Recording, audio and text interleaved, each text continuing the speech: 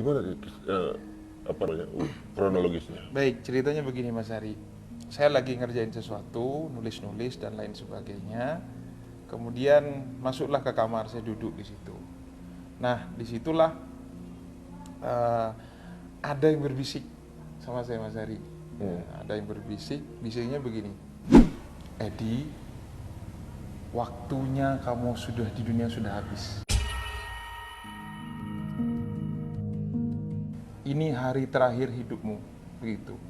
Saya yakin itu bukan jin ya. Saya yakin wallahu a'lam lah. Intinya saya yakin ini bukan jin lah.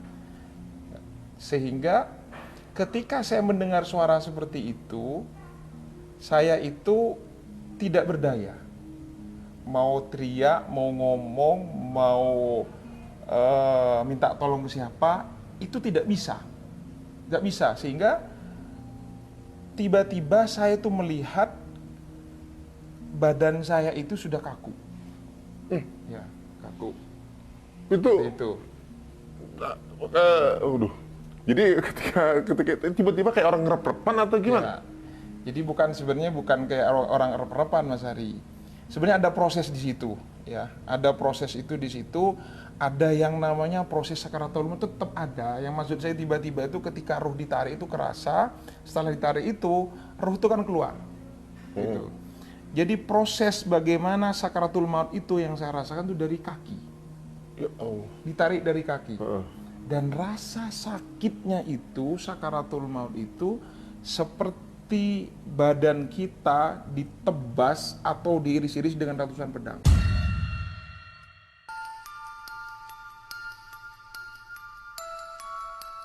Ya Allah.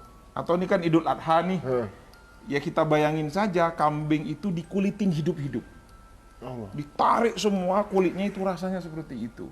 Atau kita seperti parut yang pakunya panjang-panjang ditancepin tubuh kita terus ditarik Parut. seperti itu. Itu rasa sakit Dari kaki itu? Dari kaki. Itu dalam keadaan Ustaz tuh ngerasain ini, ngerasain rasa sakitnya. Rasa sakit luar biasa Mas Ari. Ketakutan yang luar biasa. Dan ini juga nih penting. Kalau ingat itu ya Allah, mau bermaksiat sedikit pun tuh takut Mas Ari. Itu kayak kita ditunjukkan seperti proyektor layar lebar ya. Itu seakan-akan kita semua di proyektor itu melihat segala maksiat dosa yang pernah kita lakukan. Di bumi mana, di sudut mana, kapan kita bermaksiat, semua ditunjukin sama Allah. Di situ Mas Hari. Jadi kayak flashback semua tuh. Ya, flashback semua Mas Hari. Ingat semua dosa-dosa, malunya luar biasa. Apapun Allah tunjukkan di situ. Segala maksiat yang pernah kita lakukan, siapa yang kita sakiti, entah orang, entah keluarga, dengan lisan kita, dengan sikap kita, dan lain sebagainya. Ini penyesalannya yang luar biasa, yang menurut saya tak kalah sakit juga dari rasa sakit yang ditari itu. Kemudian, nah ini benar dari hadis Rasulullah ketika sudah nafas di tenggorokan, itu ingat semua harta kita. Ya. Sampai supaya harta saya waktu itu dalam kondisi ya diuji dengan ekonomi. Sampai harta saya uang 1.000 pun di saku, di celana levis belakang pintu pun ingat. Seakan-akan saya tolong itu semua harta saya infakin untuk menebus dosa-dosa saya. Saya pingin harta saya yang tersisa itu saya pingin diinfakin untuk menebus dosa-dosa saya Mas Hari.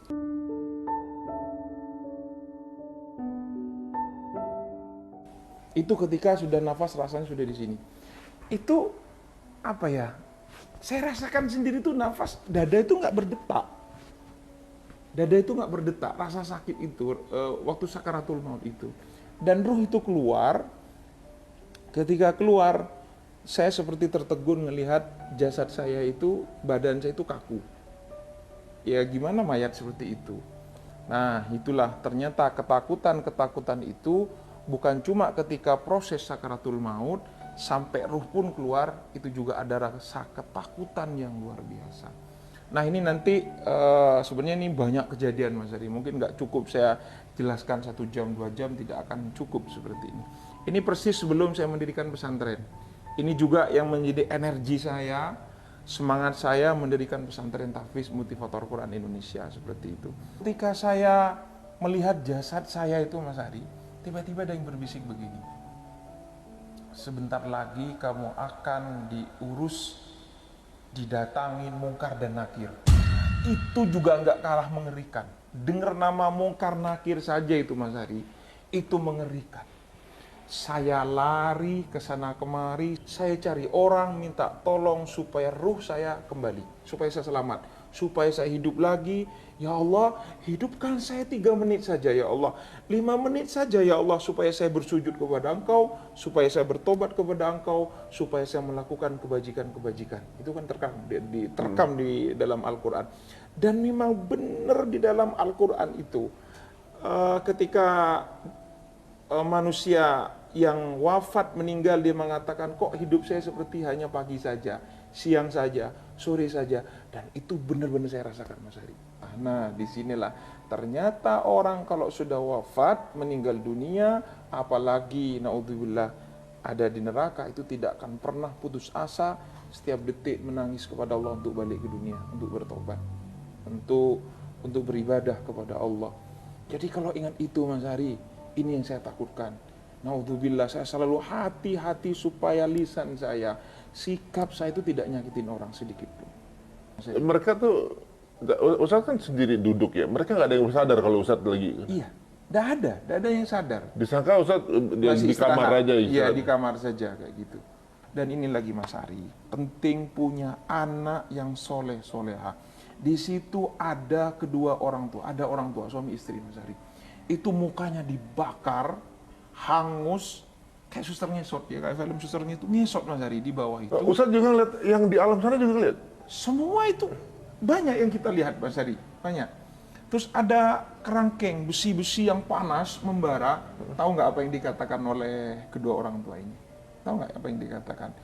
Ya Allah, anak saya melupakan saya ya Allah. Saya mengandungnya, membesarkannya, melahirkannya, mendidiknya, dan dia sekarang melupakan saya ya Allah. Aku terlupakan ya Allah, aku terlupakan hari ini. Itu merintih-rintih menangis Mas Ari. Nggak didoain gitu. Nggak didoain sama anaknya. Mungkin anaknya juga bermaksiat di dunia. Ini penting mendidik anak untuk supaya akidahnya kuat, agamanya kuat, Qur'annya kuat sebelum yang lain-lain. Ini katanya dengan Qur'an Mas Ari. Jadi inilah kenapa saya mewakafkan diri saya untuk Quran. Jadi ketakutan saya itu nyari masjid Mas Ari. Yang saya cari akhirnya masjid. Nah ini penting umat muslim untuk cari masjid gitu kan ya. Cari masjid, saya masuk ke masjid Mas Ari, adem, ada cahaya Mas Ari. Duh saya merinding tuh kalau ingat tuh, nangis saya, ya Allah ya Rabbal. Tapi orang nggak ada yang lihat. Nggak ada yang lihat saya semua itu. Nggak ada yang lihat saya. Terus di situ ada anak-anak muda yang lagi pegang Quran Mas Ari. Yang lagi pegang Quran. Ya. Ada yang lagi pegang Quran. Kemudian wajahnya bercahaya, tuh rasanya itu kayak tembus ke langit. Saya di pintu masuk itu kaget karena mencari pertolongan supaya saya hidup ke dunia. Saya ngeliat itu, nangis saya. Itu indah, mulia, berwibawa. Pokok dengan segala kemuliaan yang saya lihat tuh, ini asik banget nih orang gitu. Indah banget, wajahnya berseri-seri. Saya bertanya dalam diri saya itu bertanya, ada jawaban. Nggak tahu siapa, pokok ada jawaban, ada suara begini. Itulah orang yang hafal Quran. Itulah orang-orang yang mencintai Quran. Itulah orang-orang yang memperjuangkan Quran Mas Adi. Itu bahasanya begitu. Itu bercahaya. Dan ini bahagia banget orang ini. Wajahnya berseri-seri. Saya sedih ngelihat kondisi saya. Karena saat itu kan saya belum punya pesantren, masih sibuk.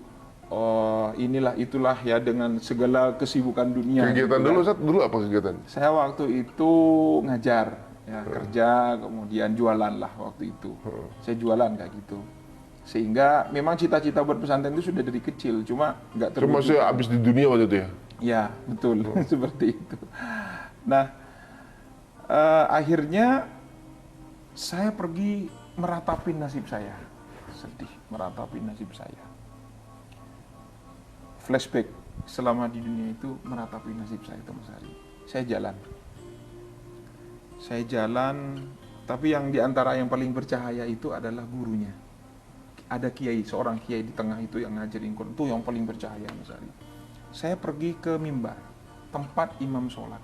Saya sambil nangis, saya berteriak Mas Ari di situ. Saya nangis, ya Allah, berkali-kali saya ngomong, ya Allah hidupkan saya walaupun 3 menit, hidupkan saya walaupun 5 menit. Kalau sebelumnya saya pingin taubat gitu, pingin beribadah sama Allah gitu. Tapi ini beda, saya mintanya sama Allah beda.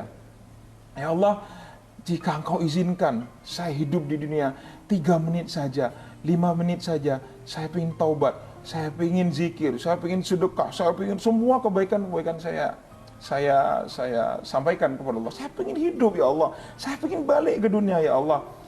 Baru saya terakhir ingat dalam diri saya, ya Allah, jika Engkau izinkan saya hidup ya Allah 3 menit saja, 5 menit saja ya Allah, izinkan saya hidup di dunia ini ya Allah. Saya akan perjuangkan Quran hingga akhir hayat saya ya Allah.